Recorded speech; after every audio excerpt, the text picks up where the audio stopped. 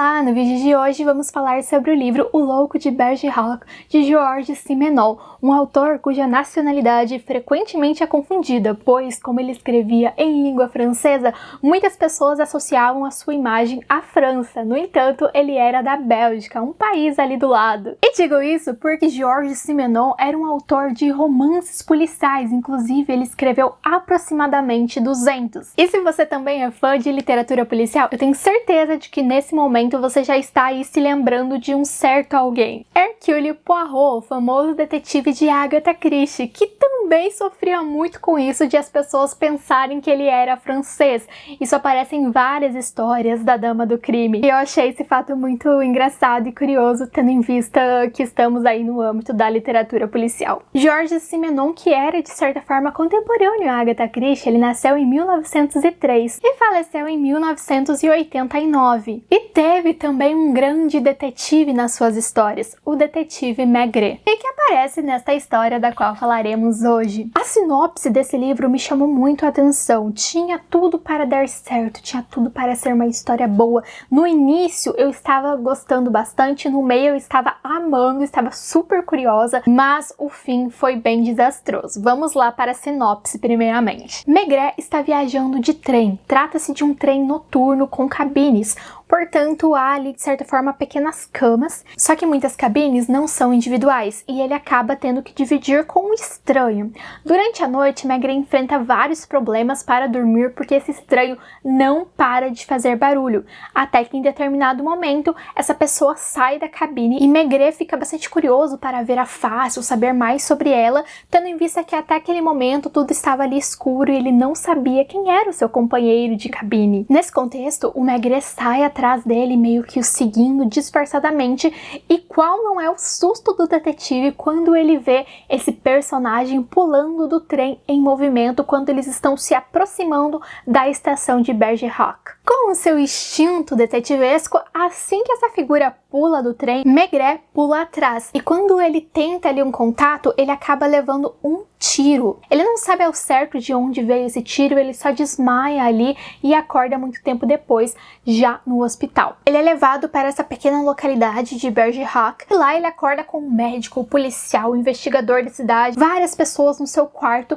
prontas para prendê-lo. Ele fica um pouco assustado com a situação, pergunta o que está acontecendo, e aí ele descobre que há supostamente um louco na cidade. Alguém que sem nenhum motivo aparente estava matando várias mulheres na cidade. E quando Maigret é encontrado nesse local perto da cidade, baleado, acreditam que era ele. E aí a esposa dele estava viajando, então ele chama um colega de trabalho, o Leduc, que vai ter essa função do ajudante do detetive, que já é vista na literatura policial desde Edgar Allan Poe. Edgar Allan Poe é considerado o pai da literatura policial, com a sua trilogia de contos detetivescos, na qual aparece o primeiro detetive literário, Auguste Dupin, no conto Os Crimes da Rua Morgue, ou Os Assassinatos da Rua Morgue, publicado primeiramente em 1841. Nesse conto, o Auguste Dupin, ele surge resolvendo um caso muito misterioso, e ele tem o seu ajudante de certa forma, entre aspas, porque ele não é um detetive profissional, ele acaba se colocando naquela situação por acaso, devido a certo incômodo com a ineficiência da polícia, e o ajudante dele, na verdade, era um amigo que morava com ele, e eles eram dois grandes intelectuais, mas esse amigo, ele é apagado da história em prol de se acentuar a genialidade do detetive, que era posto nesse patamar quase que de herói, ou seja, ele era acima dos humanos comuns. E por mais que o narrador da história fosse esse ajudante dele, esse narrador não tem um nome na história, e esse gesto de o autor não colocar um nome para esse personagem minimiza dessa forma as ações, as falas, os pensamentos desse auxiliar. Tudo em prol da construção dessa figura do detetive como um super-herói. Alguém idealizado, ou seja, que se distancia dessa noção humana de cometer erros. Um detetive tradicional não erra, mas tudo isso para dizer que aqui vamos ter então essa estrutura muito semelhante que começa com o Poe e depois que aparece com outros detetives, por exemplo, com o mais famoso Sherlock Holmes e o seu amigo Watson, que também é o narrador das histórias, Agatha Christie, que constrói o Hercule Poirot, já mencionado aqui no vídeo, e o seu amigo, o Capitão Hastings. E também é muito interessante que esse detetive super idealizado, ele precisa desse ajudante porque ele precisa ter uma noção de como é a visão do senso comum, pois se ele é um detetive muito acima de nós, humanos, meros mortais, ele vai ter uma imaginação, um pensamento muito diferente. E aí, quando ele tem esse ajudante, ele pode consultar o que o ajudante está pensando, e aí, através disso, ele vai ter uma visão, um vislumbre do que o criminoso, que também é ali de um nível intelectualmente abaixo do dele, pensaria. Então, o Leduc chega até o hospital, esclarece que, na verdade, o Maigret trabalha para a polícia, que ele não é o louco, traz todo o background deles e tudo mais. Porém, o Maigret, nesse momento, se interessa fortemente por saber mais sobre esse caso e decide investigar. É uma narrativa com poucos personagens, então nós vamos conhecendo ali cada um deles um pouco mais, ao passo que vamos também decifrando os seus segredos junto com esse detetive. Só que esse detetive, ele foi baleado e por causa disso ele vai estar muito fraco fisicamente falando e ele vai ser restrito a um quarto de hotel que tem uma vista ali para o centro da cidade. Então tudo que ele vai vendo durante a investigação dele nesse caso, ele vê pela sua janela, pelos comentários das pessoas que chegam visitá-lo. Lembra muito também o modo como a Miss Marple, outra detetive da Agatha Christie,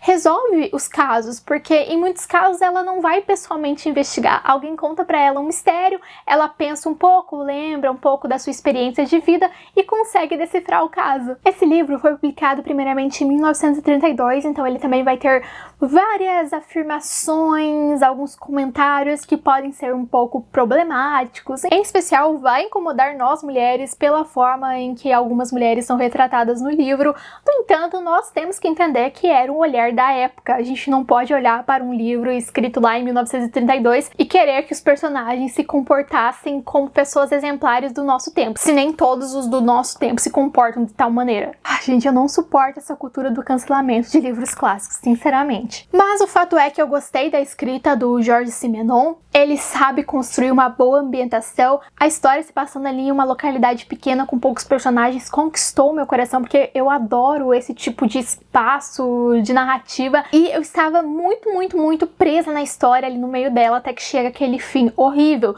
É apresentado ao leitor um mistério.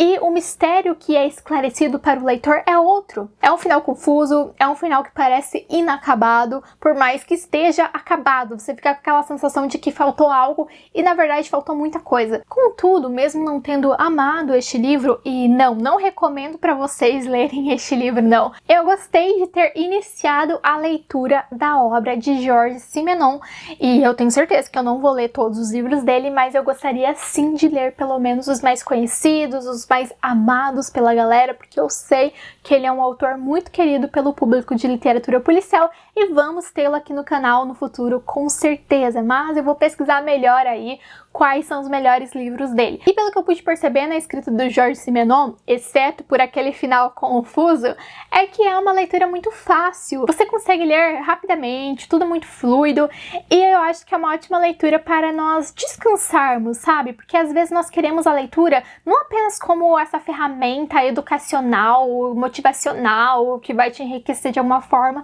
não. Nós, seres humanos, buscamos as mais diferentes formas de entretenimento e a leitura também pode ser vista como entretenimento. Então eu gosto muito de sempre estar lendo ali 3 livros pelo menos, na verdade 4, vamos lá, deixa eu explicar. Geralmente um é teórico, eu não costumo ler inteiro, eu separo ali os capítulos que mais chamam a minha atenção no sentido de serem interessantes para as minhas pesquisas acadêmicas ou não. Então eu leio ali recortes, páginas soltas da teoria. Depois eu costumo ler um livro de literatura brasileira e um livro de literatura inglesa, porque eu sou formada em letras, português e inglês, então eu gosto de ter esse contato frequente. Aí, obviamente, o livro de literatura brasileira eu leio em português e o de inglês eu tento ler em inglês sempre que eu possuo a edição aqui comigo. E aí, em quarto lugar, digamos assim, eu gosto muito de ter um livrinho levinho, aquele livrinho que eu não preciso de muita concentração, que eu vou ler tranquilamente em alguma fila, em alguma viagem, é algo para ser de lazer. E Georges Simenon vai com certeza entrar aí na minha lista dos livros de lazer, juntamente a outros como